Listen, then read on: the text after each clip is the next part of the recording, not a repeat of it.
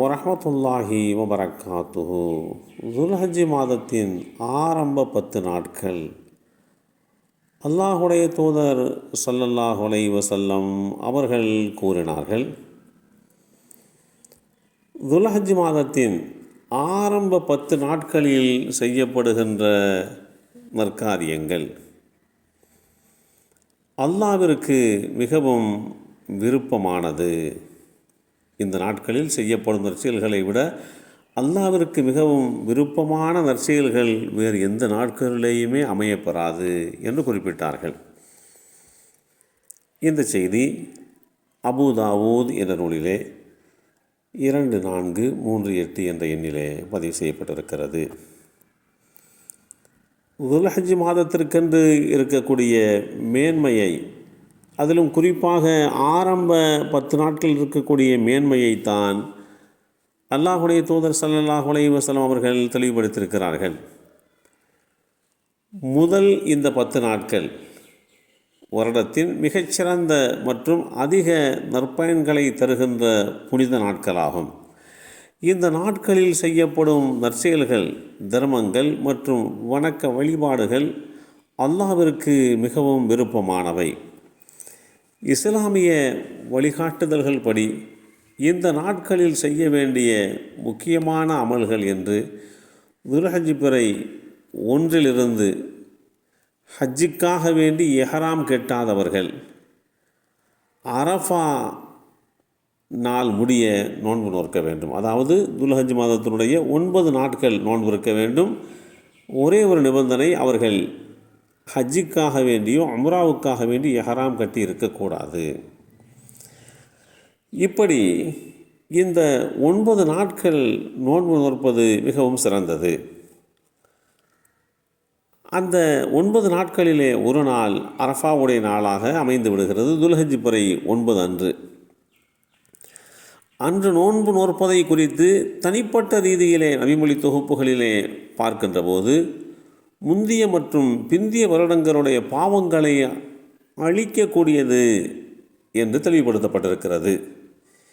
இந்த நாட்களிலே அல்லாஹ்வை திக்ர் செய்வது, அதாவது நினைவு கூறுவது, தஹ்லீல், அதாவது அல்லாஹ் லா இலாஹ இல்லல்லாஹ் என்று சொல்வது, தக்பீர் அல்லாஹு அக்பர் என்று சொல்வது, தஹ்மீத் அல்ஹம்துலில்லாஹ் என்று அதிகமான முறையிலே ஓதப்பட வேண்டும் என்று வழிகாட்டி தரப்பட்டிருக்கிறோம். இப்படிப்பட்ட ஒரு சூழ்நிலையிலே குர்ஆனும் இந்த 10 நாட்கள் குறித்து வேத முறையிலே தெளிவுபடுத்த முற்படுகின்ற போது 10 இரவுகள் மீது சத்தியமாக என்று குறிப்பிடுகின்ற இந்த செய்தி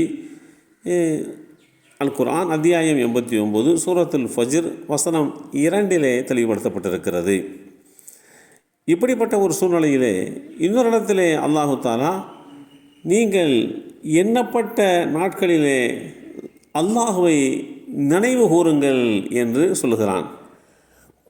அல்லாஹுவை திக்ர் செய்யுங்கள். இப்படிப்பட்ட ஒரு சூழ்நிலையிலே இந்த ஆரம்ப 10 நாட்கள் இரவாக இருக்கட்டும் பகலாக இருக்கட்டும் எல்லா வகையிலேயுமே மேன்மைக்குரியதாக இந்த நாட்களுடைய சிறப்பு அமையப்பட்டிருக்கிறது. இவைகளை புரிந்து கொண்டு அதிகமான முறையிலே அல்லாஹு அக்பர் அல்லாஹு அக்பர் லா இலாஹ இல்லல்லாஹ் அல்லாஹு அக்பர் என்று தக்பீர் சொல்வது, லா இலாஹ இல்லல்லாஹ் என்று அதிகமாக சொல்லிக்கொள்வது, அல்ஹம்துலில்லாஹ் என்று அதிகமாக சொல்லிக்கொள்வது, இப்படி அல்லாஹுவை பெருமைப்படுத்தக்கூடிய, அல்லாஹுவை புகழக்கூடிய வார்த்தைகளை சொல்லி இந்த நாட்களிலே பிறை 1 9 முடிய, அரஃபாவுடைய நாளாகிய 9 முடிய ஹஜ்ஜுக்காக வேண்டி எஹ்ராம் கட்டாத உலகளவிலே வாழுகின்ற இஸ்லாமிய சொந்தங்கள் நோன்புனை நோற்க வேண்டும் என்கின்ற வழிமுறையையும் அல்லாஹுடைய தூதர் ஸல்லல்லாஹு அலைஹி வஸல்லம் அவர்கள் காட்டி தந்திருக்கிறார்கள்.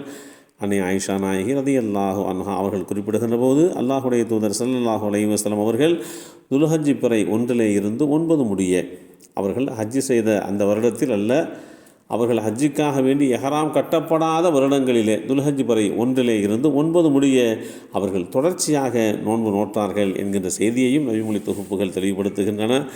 அந்த அடிப்படையிலே நம்மை எதிர்நோக்கி கொண்டிருக்கக்கூடிய துல்ஹஜ் மாதத்தினுடைய இந்த 10 நாட்களை நாம் நிரப்பமான முறையிலே நல்வழியிலே நற்காரியங்கள் நல்ல அமல்கள் செய்து சிறப்படைய செய்ய வேண்டும்.